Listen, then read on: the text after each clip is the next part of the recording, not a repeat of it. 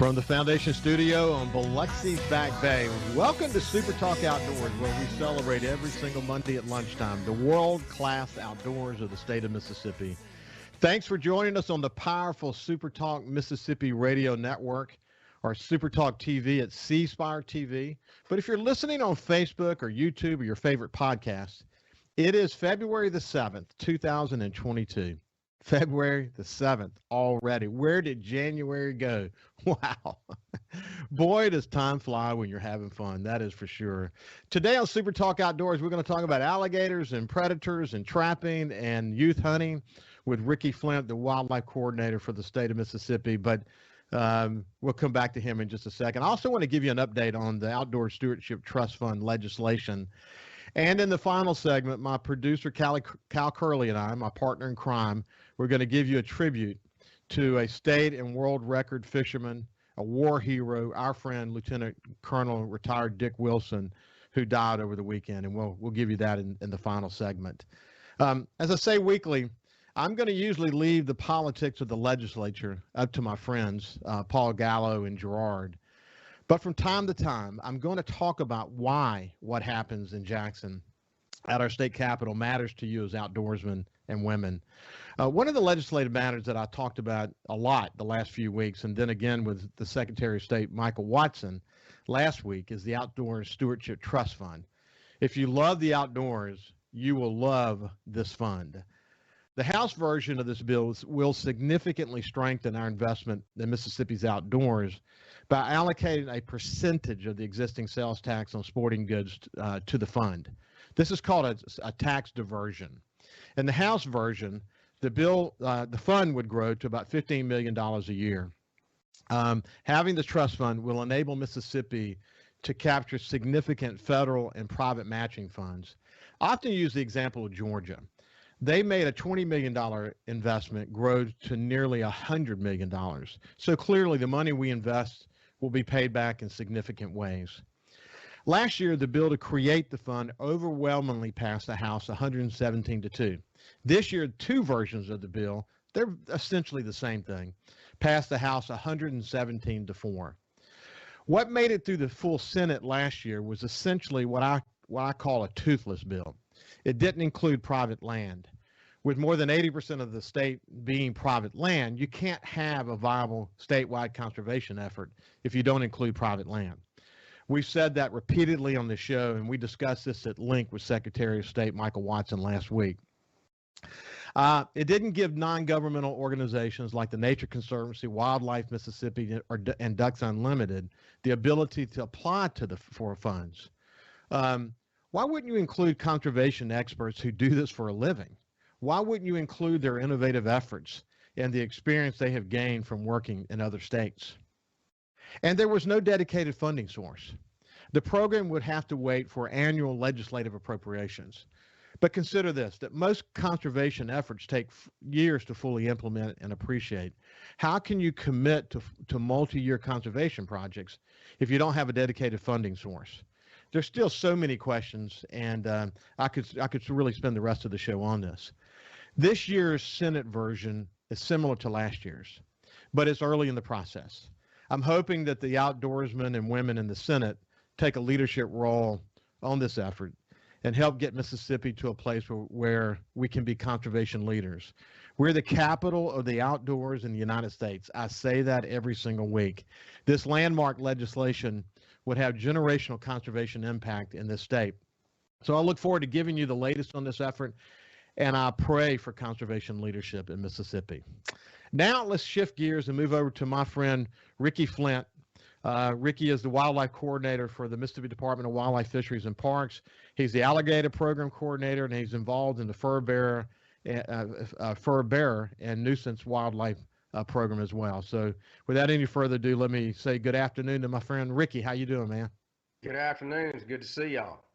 It's good to see you again. Look, I look back on, Kyle and I have done, I don't know, 500-600 shows for Coast View on the coast. And one of the shows I really enjoyed doing was the time that you and I spent together talking about alligators and record alligators and what's happening over the Pascagoula River area, and really all along the coast in terms of alligators. But it was a fun show. You're a good storyteller, and I'm really looking forward to spending some time with you today. How you been? Oh, it's been great. Just like everybody else, been trying to make it through the active hunting season and dealing with all the public.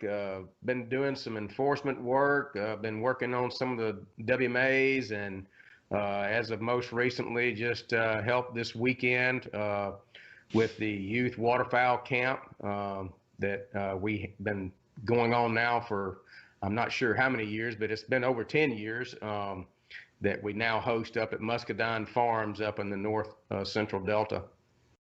Yeah, you know what? There's a lot to cover today, and I really want to spend a little bit more time today actually talking about where your love of the outdoors came from. But you know, your work in the youth programs, you've always been dedicated to that, and it's an area that the Department of Wildlife, Fisheries, and Parks has always been dedicated to, you know, bringing the outdoors to youth.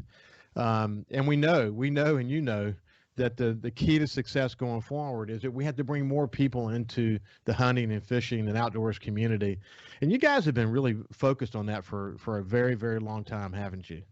Yeah, I think the agency years ago saw the need to focus on working on captivating youth and adults as well in the tradition of hunting, fishing, trapping. And, you know, as things are going with society, things are changing constantly. And I think a lot of what brought this to light is just the realization that hunting and license, fishing license sales have shown a trend to decrease, not just in Mississippi, but nationwide. And, you know, some of that is just a change in society, and most adults are not as involved in hunting and fishing as they used to be, and consequently, that's going to see an effect over time.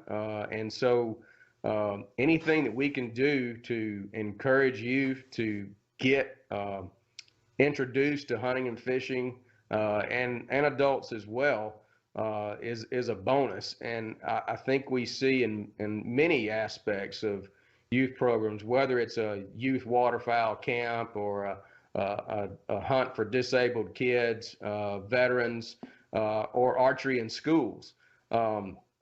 More times than not, once you get those people introduced to something that they've never been a part of, that they've probably had impressions about what it was like until they actually experienced it themselves, we find that those people hang on and they follow up, and then that's the main goal, is to get them involved in hopes that they will also be the ones that will carry on the tradition to the next generation. Yeah, I focus every single week. I always talk to my guests, and we'll talk to you about this here shortly, but I want to know where people's love of the outdoors comes from. And, you know, from the people that I talk to on this show, those who are ambassadors for this state, like Will Primos and Toxie Hayes and people inside the department, so many amazing people inside the department that I talk to, they got it from their fathers and their grandfathers. But you and I both know this as well, that the kids that I've seen fall in love who did not have a father or a grandfather who was there to share it with them, who have fallen in love with the outdoors, it captures them. And, you know, I like to say that that's the thing that saved me. You know, it kept me out of trouble when I was growing up.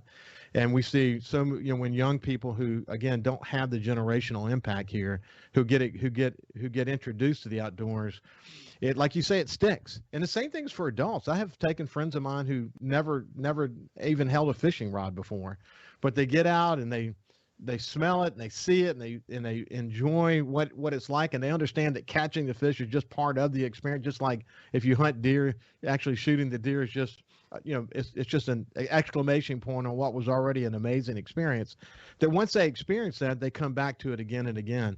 So, you know, with Mississippi being the capital of the outdoors, you know, this show, you and people like you have to stay focused on making sure that we're doing the kind of programs that give people an opportunity to be introduced to the outdoors.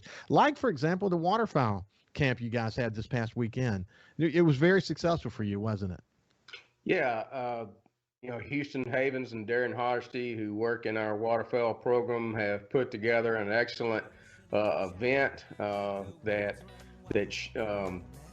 people can put in an application, and we'll approve those. And I know last year and the year before was a little difficult with COVID. This year we're pretty much back in full swing. We had 12 participants from all across the state this year, and they had a great time. It was great. Y'all shot some ducks and made some memories. When we come back, we're going to continue our conversation with Ricky Flynt. He's a wildlife coordinator for the Mississippi Department of Wildlife, Fisheries, and Parks. He's involved in the nuisance program. He's involved in the alligator program. We're gonna tell his story when we come back. See you after this break. He's Outdoors. It's SuperTalk Outdoors with Ricky Matthews on SuperTalk Mississippi.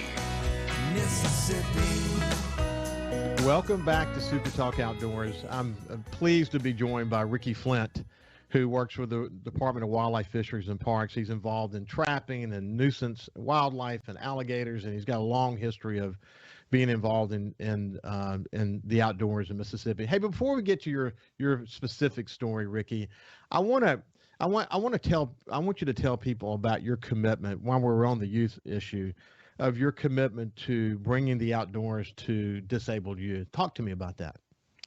Well, I'm trying to think back what year it actually got started, but our agency, along with the National Wild Turkey Federation, worked cooperatively to develop what was then called the Wheeling Sportsman Hunt for disabled youth. And that program has just grown to an amazing event every year, where literally over 100 or more kids are being hosted to go to properties that are donated by cooperators who donate their time, their property, their resources, their facilities to host these kids. Our agency is well involved to find kids, to put them together out in these hunting environments. And this usually occurs in the month of October prior to the opening of deer season. And they have a unique opportunity to go out. And I started being involved in that from the first year, and it's addictive when you get to see some of these kids and their faces and their reactions, even just to handling a gun for the first time, and the excitement they have by putting that bullet on the paper and close to the target, the bullseye, and then getting to experience them in the outdoors. And I say this all the time: if you're not a hunter and fisherman and you don't get out and experience a sunrise in the woods, you're missing out. And there's so much to be involved with and experience, that if you wait till 7 o'clock, 8 o'clock in the morning to wake up and you're not outside seeing it happen, you're just missing a lot. And I think that a lot of our hunters and fishermen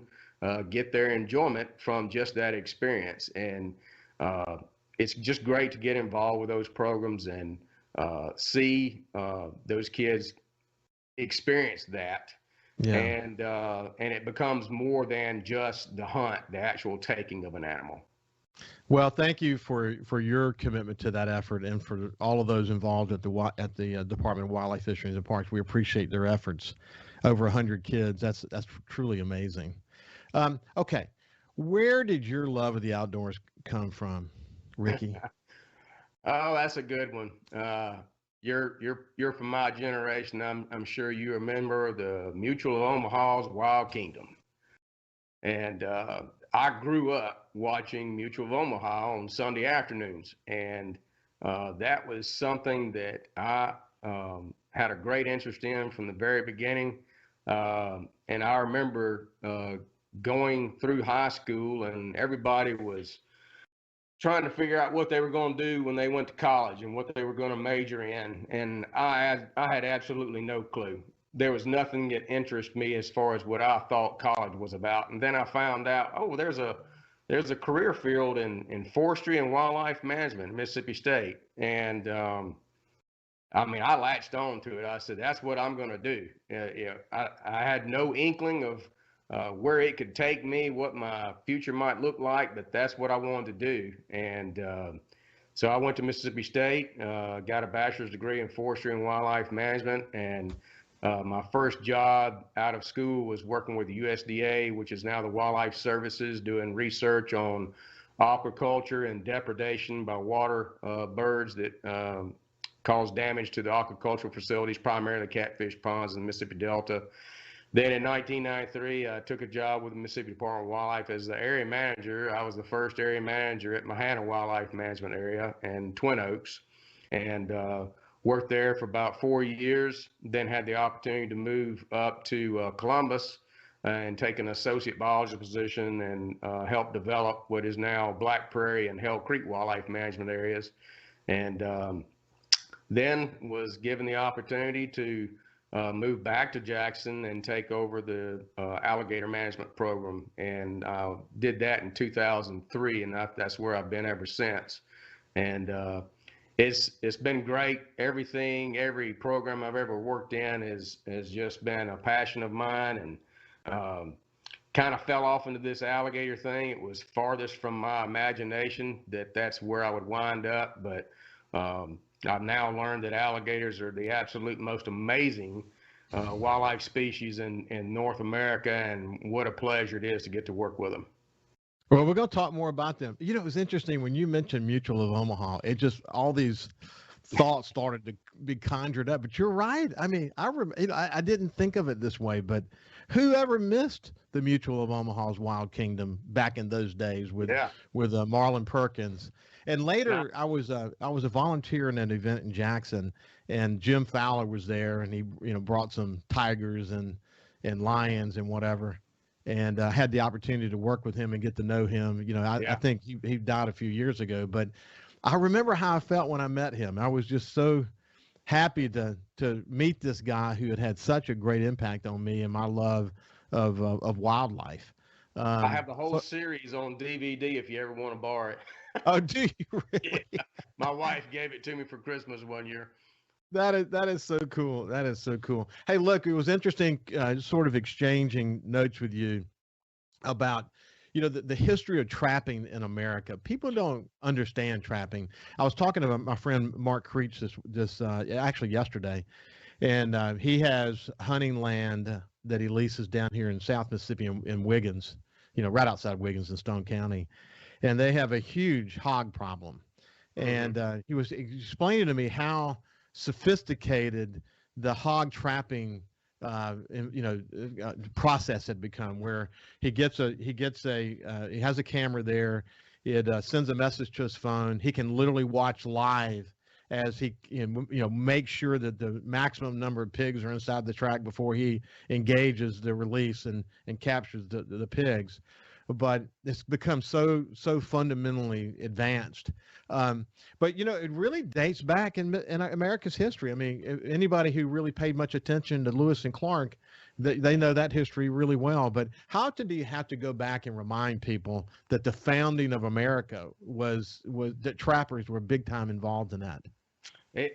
I love to remind people of that. And, You've heard that story in history when you're in school, but really and truly, this nation was explored and discovered by fur trappers who were, carrying their way across the Mississippi River into the West, into uncharted territories in search of fur resources, primarily beaver, to be traded with the Europeans back from where they all came from. And because of that exploration, all these areas were discovered, and they came back and reported about the abundant territories, the abundant rivers, and all the wildlife that were there, some wildlife species that they had never experienced before.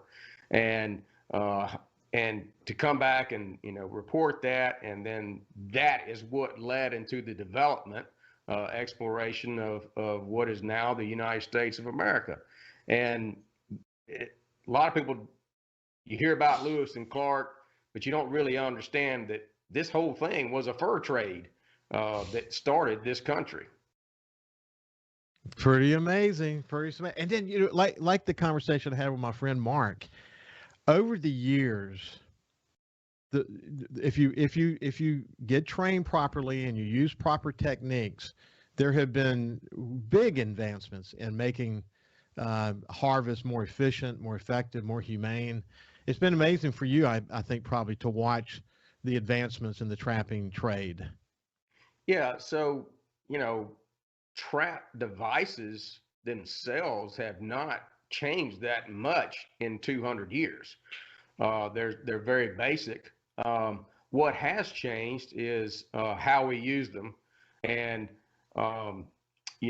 all the states work together with an association called the Association of Wildlife Fish Agencies, and we develop what is called best management practices for the use of traps, and they have the animals' welfare in mind, but also keeping in mind that they need to be effective traps. And trapping is a very important tool for the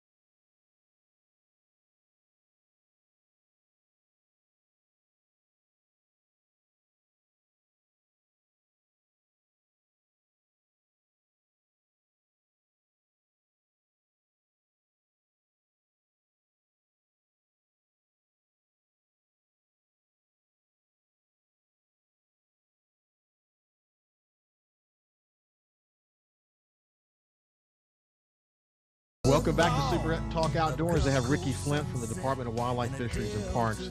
He's kind of a predator specialist. He deals with all kinds of predators, including alligators, I might add. And if we have time, we'll chat a little bit about that as well. But as I was going to break, I mentioned about coyotes. Coyotes, just in general, in Mississippi, are they essentially the top predator? Well, they certainly have a major impact. One of the most widespread. It hadn't always been that way. Prior to the 1970s, they were not, but in a few parts of the state as they made their migration across the Mississippi River, and some of that was exacerbated by people relocating them. But they certainly have an impact in every county of the state. They're found statewide, as well as bobcats and fox and things like that. Hey, I had a friend of mine who asked this question. You had mentioned, and I was amazed by this actually, because I didn't know this, that coyotes can have a 25-mile radius that they do business in. But if their den is in a certain area, does that make them, do they have a central area of a sort of operation? Talk to me a little bit about that. Yeah, so there's so much we can talk about coyotes. We could spend a whole a show talking about coyotes alone. But yeah, so they have these tremendous home ranges that can easily expand over 25 square miles. And so for the small landowner who may only have a 40-acre, several hundred acres, managing coyotes on your property is almost futile because of the overlap in ranges that exist out there. We know that, and I've done forgot exactly what the leading question was there, but well, coyotes, if they have a den, will they have a sort of a base of operation? So they do den, particularly the adult females with that family group that is there, which consists of usually one alpha male and an alpha female with other subordinate males and females and juveniles. Wherever that den exists, that female is going to occupy that space for some time, several months, without venturing out very far. That's usually the time of year that we get the most complaints about someone concerned about coyotes have been preying upon pets that are running loose, free-ranging cats and dogs, because they do become territorial at that time. And if a free-ranging cat or dog comes across that immediate area where the den is, they're subject to be predated upon. But other than that, it's not that frequent because there's such abundant prey populations out there. And we try to remind people all the time when you're talking about predator management, you can have a goal thinking that you're going to do something great for your game species on your property by going out and removing as many predators as you can. But at the very bottom level, you've got to start looking at habitat first.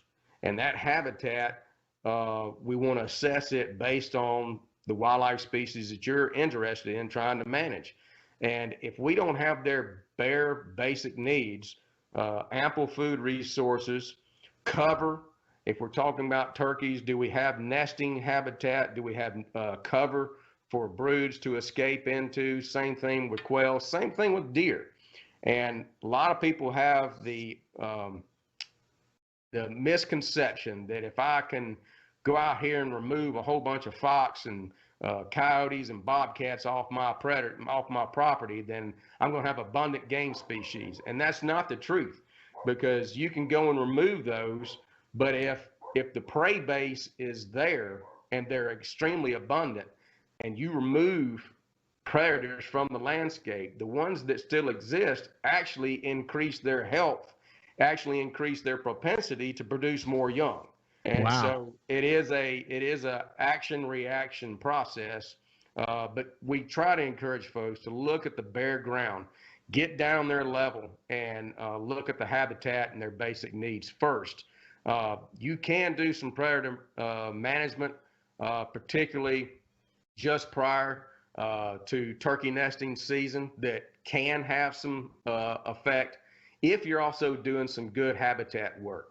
If you're trying to protect fawns during the fawn dropping period, same as well. But if you think you're going to go out there and move a bunch of these predators one part of the year and that you're going to be in good shape for the next year or two, it's simply not going to happen. You got to look at the habitat first. What's your thoughts on the bobcat?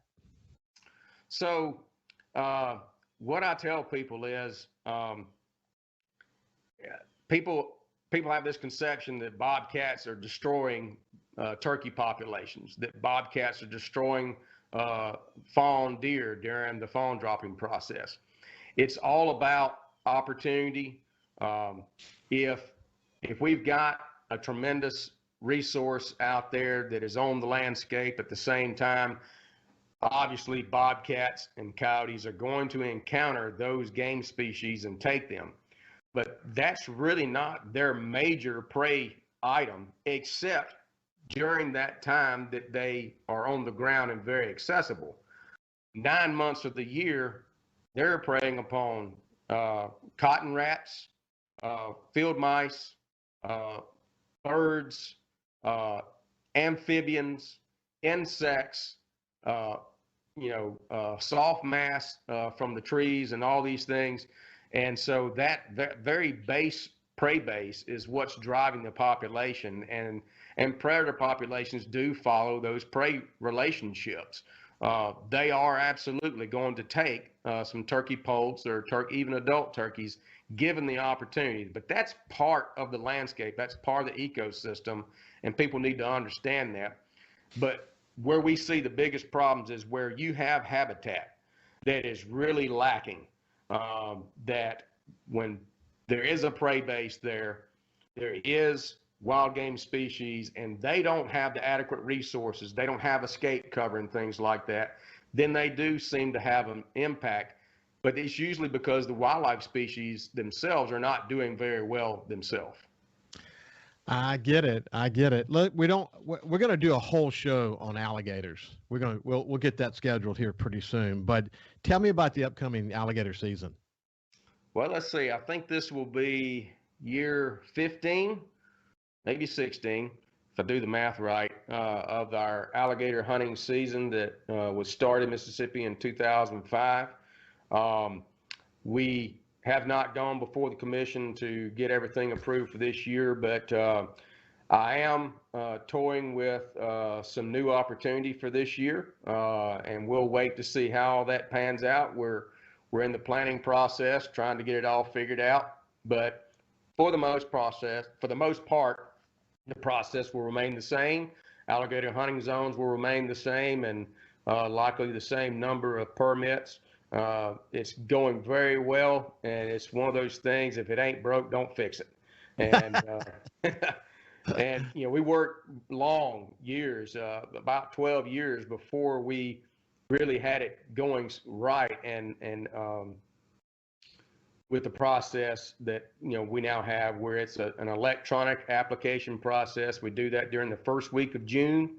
Anybody who's a resident, 16 years of age or older, can go in and apply for one of those permits in one of the 7 alligator hunting zones. If you're drawn, you get notified by an email. The applicants know the day that email is going to go out, so they can watch their email. You get it. There's a link on there. You go in there and buy your permit immediately. You have 48 hours to do so. Any remaining permits after that first permitting process, we do a second draw to try and fill all of those available tags. The alligator hunting season is 10 days long. It starts the last Friday in August, and it's been very successful.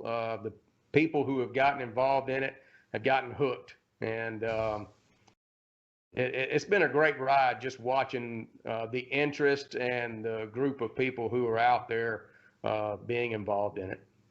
And again, we're going to come back and have we're going to visit for at least a couple of segments about how to do it right. What are the proper techniques? How do you have to do it to be legal in the way you hunt for them? Some of the records across the state, it's incredible. We make some big alligators in this state, don't we, Ricky? We do. So what's the current record? So the current record, we have 2 alligators, one on private lands and one on public waters, that just barely exceed 14 feet. One is 14 and a quarter inch, one's 14 and a half inch long. The heaviest one's 832 pounds, I think. So 700-800 pounds is nothing to be. It's a nice size alligator. It's something to be handled for sure. Well, it's been a pleasure visiting with you, Ricky. I look forward to coming back in the very near future and talking about alligators.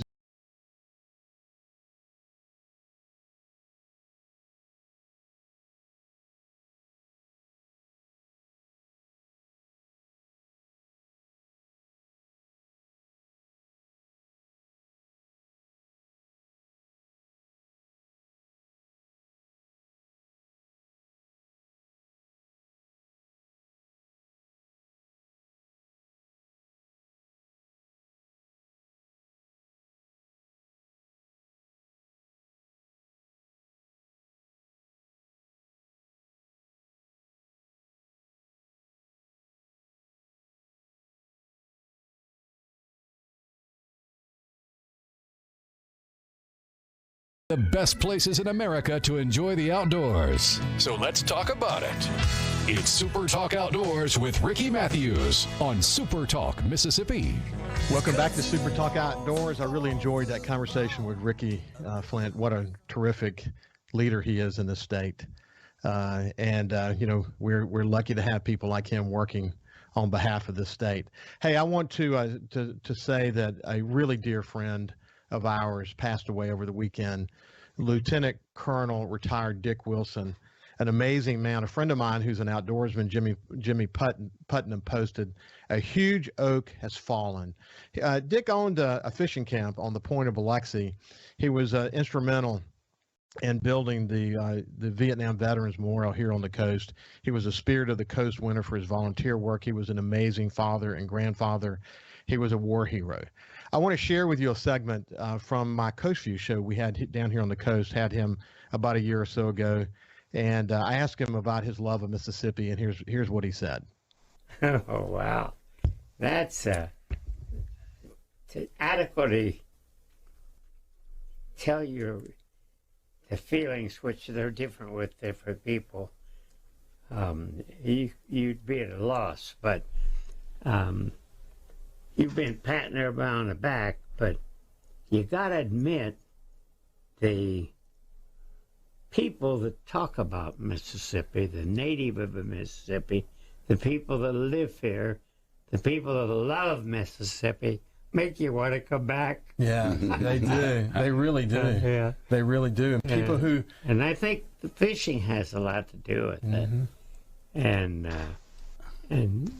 you know, by having a couple sides of the spectrum, by having a fish camp, I got to see the guy that he went to work every day, and dedicated his life to providing seafood and crabbers and shrimpers. And live shrimpers. You did a lot of live shrimping yourself. You learned to love them. And the good part is the meanest, orneriest, and there's that in every walk of life, was the one that walked up behind you and hugged you to death. That's right. And you might even say, "You son of a gun, you," and use different words. But yeah, you took all the air out of me. I love you, Dick. Well, you did. Me tell you, Dick, let me tell you what. I don't know many people who wouldn't agree with what I'm about to say, but for most of your life and career, when I knew you, if I shook your hand, I had to put my hand on ice afterwards. I mean, it was a stern handshake, to say the least. 28 state records along the way in fishing, 5 IGFA records along the way. World all tackle. Man, y'all got it. You know, Marty, that's the reason you're who you are today. You were introduced to a love of the coast and marine art. And growing up on a shrimp boat, I mean, really made me appreciate the coast and loving the coast and the fishing. I mean, Dad threw us on a boat when we was like 4 or 5, and then from Okinawa to here. But doing that, and you know, he was talking about, you know, what we each individual loves about the coast, but we all have different things. But you know, the people are definitely one of those things. But then there's the little things of how many, you know, watching the sun come up on the shrimp boat or on a fishing boat, and the bite, or you know, that school of bait and the trout just running through it and just, you know. Or offshore, watching the sun set on the way in with the box full of fish. You know, those are the incredible things that we have on the Mississippi Gulf Coast that people gravitate gave to. That to you as a gift as y'all were growing up. Wow, hearing Marty, the famed marine artist, and his father talk about their love of Mississippi. Kyle, that was a special visit we had with him, wasn't it? Yeah, it really was. I was, you know, kind of almost in awe of Dick when he was in the studio, just his presence, really. And then listening to the stories, it's one of those things that you recognize what that moment is while you're in it. And it was something that I really enjoyed listening to and being a part of. Like the story he told about coming back on a CIA mission on an A-1 jet and had like 98 bullets in his airplane, and he was still able to land, man. Lord have mercy. I can't imagine. Yeah, I mean, how many went through the cockpit just right by him and missed him? How lucky and skillful at the same time. We have about a minute left, but how lucky and skillful can you be at the same time? And then just jump out of the plane like, hey, where's the party? Who's playing tonight? Yeah, I wanted to say, I asked him, did you go, you know, woo, I made it back safely. He said, no, I want to know who's playing at the club tonight. Who's got the scotch? Who's got the scotch? 382 missions. Good Lord. God bless Dick Wilson and his incredible family. God bless them. And anyway, you know, life goes on, and we will all be influenced from here on out by his legacy. Have a great day and stay safe.